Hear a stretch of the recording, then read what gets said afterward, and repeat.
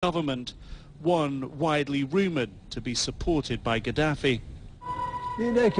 For me, he's not losing the war.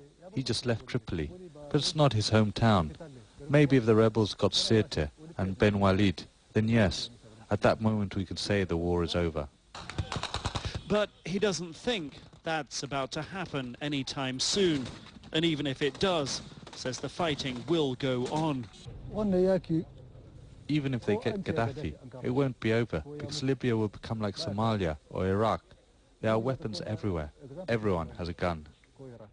He left as rebels flooded into Tripoli, but tells me he and his friends are considering going back to fight.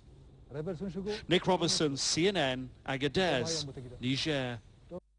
Over now to the contentious issue of statehood for Palestine. There have been many steps forward in the past few decades, but at setbacks as well. The ongoing UN summit questions of Palestinian sovereignty is generating a heated debate amongst delegates. CNN's Wolf Plister takes a look at America's role in the struggle for peace in the Middle East.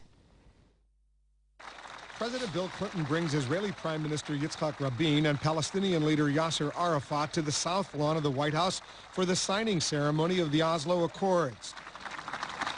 There was a dramatic handshake. At the time, nearly everyone was optimistic that it wouldn't take all that long to resolve the key issues in the Israeli-Palestinian peace process, including refugees, settlements, Jerusalem, and borders. That optimism was misplaced. November 4th, 1995, Rabin is assassinated by a Jewish extremist. I'm very sad and very shocked for this awful and terrible crime. Early 1996, Israel is struck by a series of Palestinian terror attacks and suicide bombings, and by May, Israelis elect a hardliner as their new prime minister, Benjamin Netanyahu. October 23rd, 1998, President Clinton tries again. He invites Netanyahu and Arafat to the Wye River plantation in Maryland. It winds up with another ceremony at the White House, but progress is limited. There can be no success without principled compromise. The road to peace, as always, is a two-way street. Just as he's wrapping up 8 years in the White House, Bill Clinton gives it one more try, this time engaging Arafat and then Israeli Prime Minister Ehud Barak at Camp David outside Washington. Barak was willing to give up all of Gaza and most of the West Bank. That territory would then become the new Palestinian state. But as Clinton later told me in an interview, Arafat rejected that proposal, insisting on a complete withdrawal. September 2000, the second Palestinian Intifada begins. Then all the key players start changing. In early 2001, George W. Bush becomes president of the United States, and Ariel Sharon is elected Prime Minister of Israel. In 2003, the roadmap to peace is proposed by the Mideast Quartet, composed of the United States, the United Nations, Russia, and the European Union. November 2004, Arafat dies, and Mahmoud Abbas, also known as Abu Mazen, becomes chairman of the PLO. 2005, Sharon unilaterally expels Jewish settlers and withdraws Israeli security forces from Gaza. The world is awaiting the Palestinian response, a hand held out in peace or fire. We will respond to an outstretched hand with the olive branch. However, we will respond to terrorism forcefully. In 2006, Hamas, which the U.S. and the Europeans consider a terrorist group, wins Palestinian elections and takes over the Gaza Strip. Abbas and the Palestinian Authority, which control the West Bank, won't allow Hamas to get involved in any peacemaking efforts or decisions. November 2008, America elects a new president who promises change. To those who seek peace and security, we support you.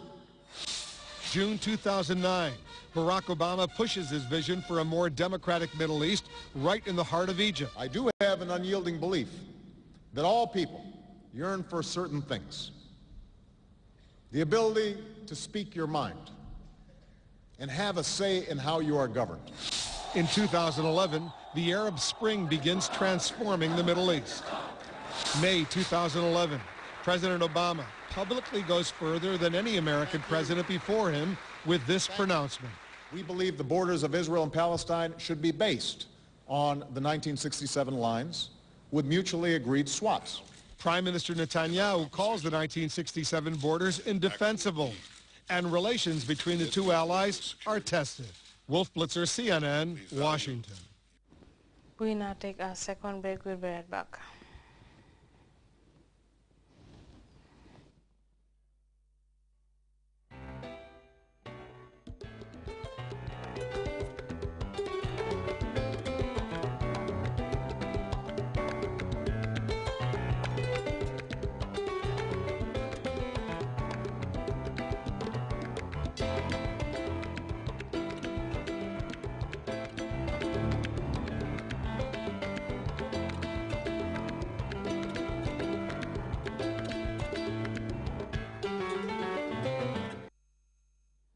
Welcome back. After vowing to address the Gambia's recent slump in its wrestling fortunes, the Vice President of the Gambia Wrestling Association has been touring local gymnasiums and fitness centers to popularize mixed wrestling and boxing. The tour took the wrestling top official to Banjul and Serekunda, where he had discussions with potential wrestlers and gym masters about the new initiative. Ababakar Senghor has more on the new idea and its potential benefits to the development of wrestling in the Gambia. Marrying two great sports in boxing and wrestling might seem a lot pleasing to the ear, but the cosmetic branding of our age-old sports that has until recently seen better days is expected to change the outlook of the sports. The man leading the Gambia's charge to repackage its wrestling is Abdoulaye Bojang, the Vice President of the Gambia Wrestling Association. With Senegal enjoying the fruits of these highly charged sports with its many benefits, Bojang is looking at the prospect of feeding on the many advantages of the Gambia's transition from the simple freestyle wrestling to the more fist-firing wrestling. The main objective behind this thing is we just want to develop, wrestling in Gambia. And the way to develop it is we have wrestlers who know how to do it. Okay, but the strength, and the power, and the body, that's what is lacking. And definitely, in as much we want to entertain the country, we need people also who we can show out, who people can see and they say, yeah, this man is there, So this is why, we want to cope in the gyms, so that also, they can also develop themselves. The planned roadmap to revitalize the sports is simple: a visit to local gymnasiums, hotbeds for the production of the type of athlete ideal for the new wrestling style. Is one of the many schemes to be undertaken. But is that enough for the Wrestling Association to roll out such an ambitious scheme for a country that is starving to have a new sporting icon? Anything you are starting, it might be difficult because, inside them, they don't know how to wrestle, but it's only, what we need to put in them is the little technique, how to put somebody down, but, we have people who do boxing, who can train them on that, and also we have people also who can also, train them how to wrestle. So that is just like a soft touch, so that one is not going to be a problem, definitely. Mimunu Sarr and his friend are prime examples of the type of muscular and heavily built young men the association are trying to introduce to the sports. Both are itching to be part of the new generation of wrestlers aiming to fly the Gambia's flag in the wrestling arena. Training will be an important component in their development to fine-tune some of the little details required to turn these amateurs into wrestling champions. Master Gillen, however, says this is really possible with adherence to training routines. The advancement of wrestling hinges largely on huge promotional initiatives. The Gambia's wrestling, just as in its other sports, has mainly been seriously challenged in this area.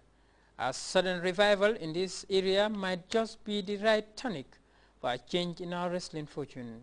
Our idea of trying to encourage sports and encourage the youngsters to do well on their chosen sports. It's not only wrestling, but wrestling is one of the key things which is very dull in the Gambia. And we have seen what is happening in Senegal, and things can change dramatically for the Gambia. Of course, things can change here, but we need to put the hard work in. It doesn't happen overnight, and we cannot achieve what Senegal have already achieved over the years, overnight. We have to be patient and let everybody come out. It's our thing. It's not my thing.